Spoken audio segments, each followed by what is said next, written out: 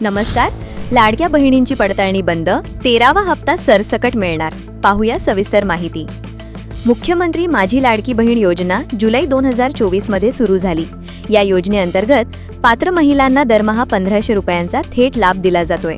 21 ते 65 वर्ष वयोगटातील महिलांना या योजनेचा फायदा मिळतोय आणि आजपर्यंत एकूण 12 हप्ते वितरित करण्यात आले आहेत. ही योजना विधानसभा निवडणुकीच्या तोंडावर जाहीर झाल्याने तेव्हा शिंदे सरकारने सर्व अर्जदार महिलांना सरळ लाभ दिला. पण आता सरकारकडून अर्जांची काटेकोर पडताळणी केली जात आहे.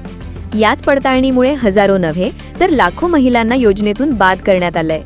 मिळालेल्या माहितीनुसार संजय गांधी निराधार योजनेच्या 2.30 लाख महिलांना वगळण्यात आलं. 65 वर्षांपेक्षा जास्त वयाच्या 1.10 लाख महिलांना बाद केलं गेलं. ज्या घरात 4 चाकी आहे अशा 1.60 लाख महिलांना अपात्र ठरवलं. नमो शेतकरी योजनेचा लाभ घेणाऱ्या 7.70 लाख महिलांना वगळलं गेलं आणि 265 सरकारी महिला कर्मचाऱ्यांनाही लाभ नाकारण्यात आलाय. फक्त जून महिन्यात तब्बल 12.72 लाख महिलांना योजना बंद करण्यात आली. एकूण मिळून 19 लाख महिलांचे अर्ज नाकारले गेलेत आणि त्यांचा 1500 रुपयांचा हप्ता थांबवण्यात आलाय. यामुळे राज्यभरात महिलांमध्ये मोठी नाराजी पसरली आहे. हीच नाराजी आता सरकारच्या डोळ्यात अंजन घालतीये.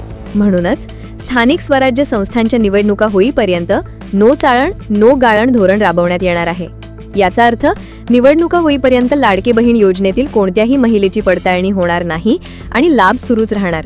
तुम्हाला आतापर्यंत किती हप्ते जमा झाले कमेंट करा.